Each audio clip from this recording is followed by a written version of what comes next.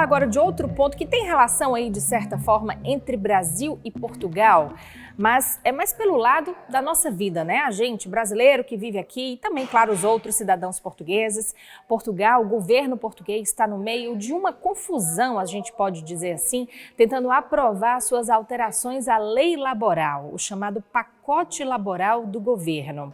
O que é que significa isso? Assim como no Brasil, por exemplo, atualmente a agenda, uma forte agenda política é a questão do fim da escala 6-1 de trabalho, aqui em Portugal existe uma série de alterações que o governo quer propor, mas que tem encontrado muita resistência aí nas negociações que têm sido feitas com representantes dos trabalhadores e outras entidades. É um assunto que faz parte da agenda política aqui do país e faz parte, então, por consequência, da nossa vida, não é? De todo mundo que mora aqui.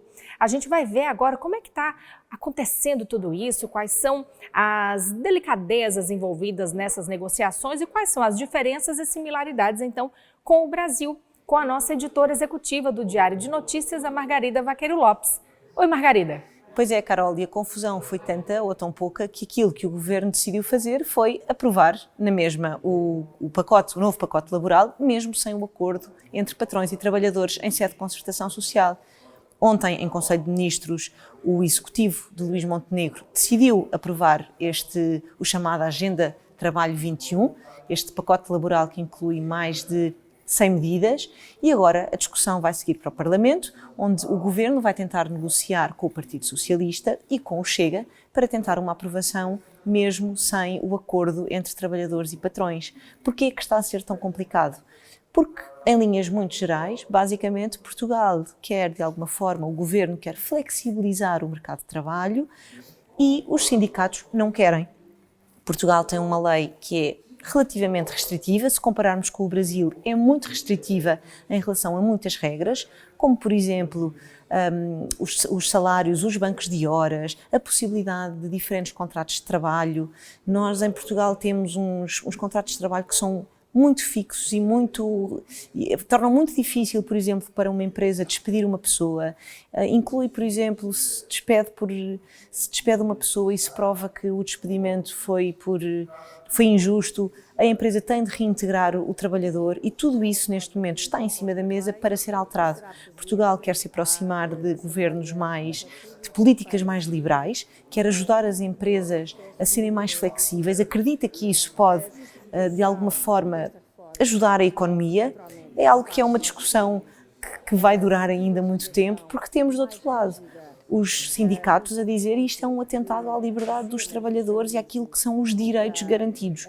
Uma das questões, não será mais relevante, mas que eu considero muito curiosa em toda esta discussão que se tem sobre o pacote laboral, tem que ver, por exemplo, com os dias de descanso. E talvez aqui seja fácil para se entender uma diferença que há com o Brasil. No Brasil é obrigatório que, pelo menos ao fim de 7 dias, um trabalhador não pode trabalhar mais de 7 dias seguidos, tenha de haver 24 horas seguidas de descanso que é pago e preferencialmente que esse descanso seja feito durante o final de semana. Em Portugal, os trabalhadores têm de descansar 2 dias obrigatoriamente durante a semana, portanto 2 dias de descanso para 7 dias de trabalho, preferencialmente também durante o fim de semana, mas claro que isto é um problema para alguns setores, como a indústria ou o retalho. E em Portugal vai-se tentar liberalizar ou flexibilizar esse descanso. Portanto, aquilo que o Governo quer é que a pessoa possa descansar em dias aleatórios que dependam, sobretudo, do acordo do patrão. O que é que acontece no Brasil, por exemplo, e é um caso muito recente e que eu acho que é muito curioso. Ainda esta semana, em entrevista à Folha de São Paulo, o responsável da rede de supermercados BH anunciou que todas as suas lojas, são mais de 40 no estado do Espírito Santo, vão obrigatoriamente fechar ao domingo, o que significa que os trabalhadores daquele grupo vão todos descansar ao domingo obrigatoriamente. Porquê que isto é importante?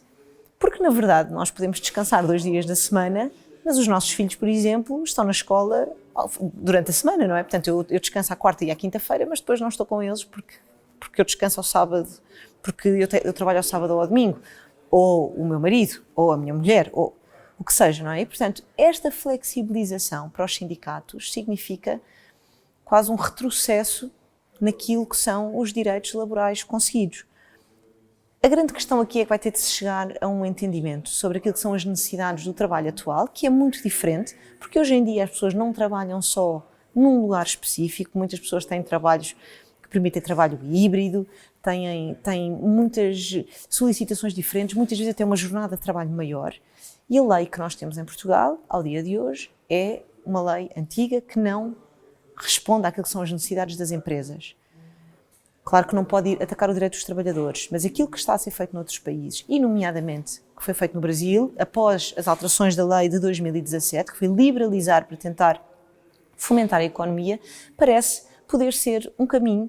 E eu acho que este exemplo, por exemplo, passando o pleonasmo, este exemplo de BH, tem esta questão de nós estamos a respeitar aquilo que são as necessidades de hoje em dia, fechando um comércio ao domingo, estamos a proteger o direito dos trabalhadores e, segundo o responsável da retalhista, aquilo que acontece efetivamente é que não só não houve uma diminuição das vendas, porque as vendas foram transferidas para outros dias, mas houve uma redução da rotação, da rotatividade dos funcionários da própria rede de varejo. O que significa o quê? É uma solução válida para ambos, é uma solução que serve trabalhadores e patrões, e eu acho que é neste caminho, que é este caminho que tem de ser feito em Portugal. A confusão vai manter-se, ninguém sabe se ela vai passar no Parlamento, mas acima de tudo eu acho que este é um bom momento para Portugal pensar qual o caminho que quer fazer nas reformas laborais e que tipo de país quer ser. Se quer ser um país que só atende aos patrões ou se quer ser um país que só atende aos trabalhadores. De fato, tem muito ainda para ser resolvido e a gente continua acompanhando, claro, com uma cobertura completa no Diário de Notícias. Obrigada, Margarida, pela participação.